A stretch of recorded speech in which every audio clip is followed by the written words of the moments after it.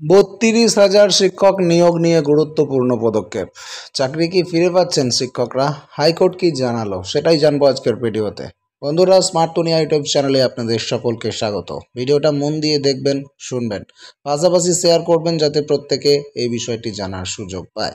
কোনো প্রশ্ন থাকলে কমেন্ট করবেন, চ্যানেলে নতুন হয়ে থাকলে সাবস্ক্রাইব করবেন পরবর্তী আপডেটগুলোর জন্য। রাজ্যের ৩২,০০০ প্রাইমারি শিক্ষক চাকরি বাতিল মামলা নিয়ে আবারও একাধিক প্রশ্নের সম্মুখীন আদালত এবং মামলাকারীরা। কেউই বাদ যায়নি। গতকালকে কলকাতা উচ্চ আদালতে এই মামলা সংক্রান্ত শুনানিতে পশ্চিমবঙ্গের এই বিপুল সংখ্যক শিক্ষকদের ভবিষ্যৎ ঠিক করল কলকাতা হাইকোর্ট। গতকালের শুনানি থেকে বেশ কয়েকটা তথ্য প্রকাশ্যে এসেছে, যেখানে জানা যাচ্ছে 2014 সালের প্রাইমারি শিক্ষক নিয়োগের দুর্নীতির সঙ্গে কোনোভাবেই জড়িত নয় 2016 সালের নিয়োগ প্রক্রিয়া।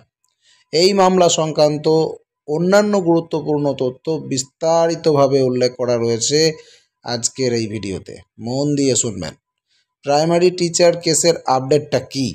পশ্চিমবঙ্গ রাজ্যের প্রাইমারি শিক্ষকদের নিয়োগ নিয়ে 2014 সালের দুর্নীতির বিষয়ে মামলা চলছে কলকাতা হাইকোর্টে।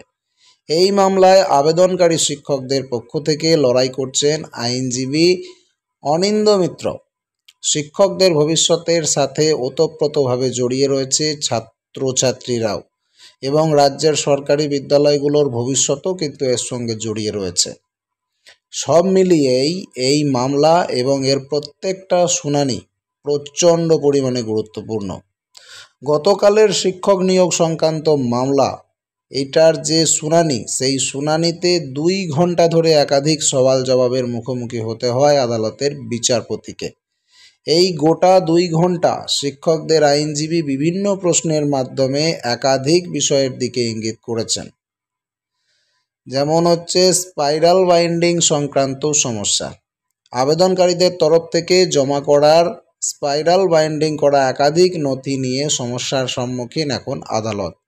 এই স্পাইরাল বাইন্ডিং করা নথিতে কম একাডেমিক স্কুল থাকার পরেও অ্যাপটিটিউড টেস্টের বেশি নম্বরের প্রমাণ রয়েছে। এই ঘটনার সত্যতা নিয়ে প্রশ্ন তুলেছেন আইনজীবী। এর মূল কারণ হচ্ছে এই সমস্ত নথি শুনানির মাঝপথে জমা করা হয়। এর পাশাপাশি কোনো নথিতেই হলফনামা দিয়ে জমা করা হয়নি কোনো নথিতেই। তাহলে এই সমস্ত নথির সত্যতা ঠিক কতখানি তা জানতে চেয়েছেন আইনজীবী।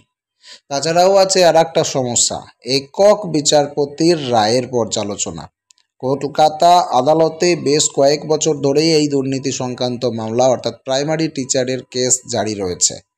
এই মামলার একক বিচারপতি রায়ের গ্রস ইলিগ্যালিটি বিষয়ের নির্দিষ্ট সংজ্ঞা নিয়ে প্রশ্ন তুলেছেন আইনজীবী।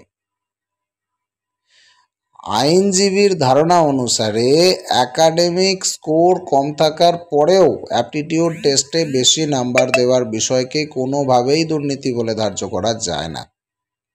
টেট দুর্নীতির সঙ্গে এসএসসি নিয়োগ দুর্নীতির কী সম্পর্ক রয়েছে?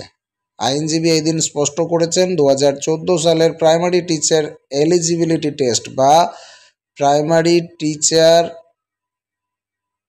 টেট যে পরীক্ষাটা হয়েছিল, primary teacher eligibility test TET primary teacher case সংক্রান্ত নিয়োগ দুর্নীতির সঙ্গে কোনোভাবেই 2016 সালের নিয়োগ প্রক্রিয়া সংক্রান্ত দুর্নীতির তুলনা চলে না।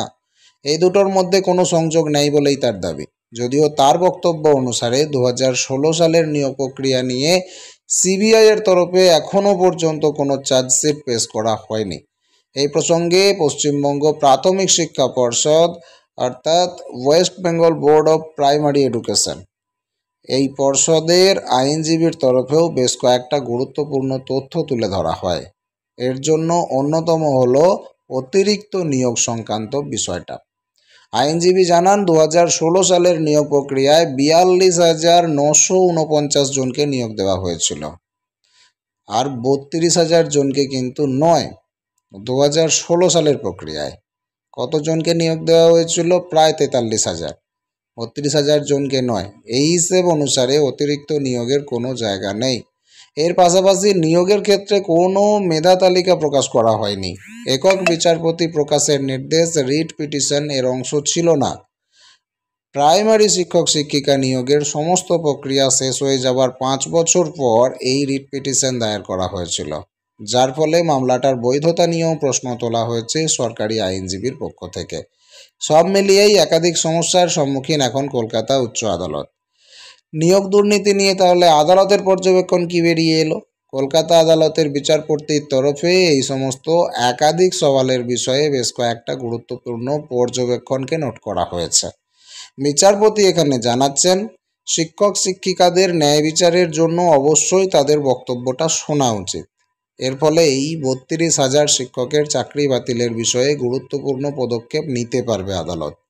এর পাশাপাশি আবেদনকারীদের দাবি অনুসারে কোনো রকম অ্যাপটিটিউড টেস্ট নেওয়া হয়নি, যদিও এই বিষয়টা শুধুমাত্র মৌখিকভাবেই দাবি করা হয়েছিল।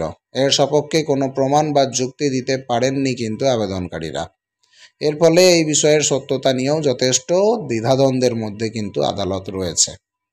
এই মামলার পরবর্তী পদক্ষেপ হিসেবে আগামী শুনানির দিন 7ই জুলাই 2025 তারিখে নির্ধারণ করা হয়েছে। পশ্চিমবঙ্গ রাজ্যের শিক্ষা ব্যবস্থা এবং এর সমগ্র কাঠামোর জন্য এই প্রাইমারি টিচার কেস অত্যন্ত গুরুত্বপূর্ণ। এই নিয়োগ দুর্নীতি মামলার চূড়ান্ত রায়ের মাধ্যমে 32,000 শিক্ষক শিক্ষিকাদের ভবিষ্যৎ এর পাশাপাশি রাজ্যের নিয়োগ প্রক্রিয়ায় একাধিক স্বচ্ছতা আসবে বলে মনে করছেন বিশেষজ্ঞরা। এরপরে এই মামলার পরবর্তী মোড় সম্পর্কে জানার জন্য আমাদের পরবর্তী শুনানির তারিখ অর্থাৎ 7ই জুলাই 2025 তারিখ পর্যন্ত অপেক্ষা করতেই হবে। আপনারা শুধু একটা ছোট্ট কাজ করুন, এই চ্যানেলটিকে একটু টুকুস করে সাবস্ক্রাইব করে রাখুন, তাহলে 7ই জুলাই যখন পরবর্তী আপডেট বেরিয়ে আসবে সেই আপডেট আপনাদের কাছে পৌঁছে যাবে নোটিফিকেশন আকারে। আমি চোখ রাখছি সমস্ত আপডেটের উপর, আপনাদেরকে দিতে থাকছি আপডেট, সুতরাং আপনারা চোখ রাখুন চ্যানেলের উপর। দেখা হচ্ছে পরের ভিডিওতে। প্রত্যেকে ভালো থাকুন। শুভ রথযাত্রা।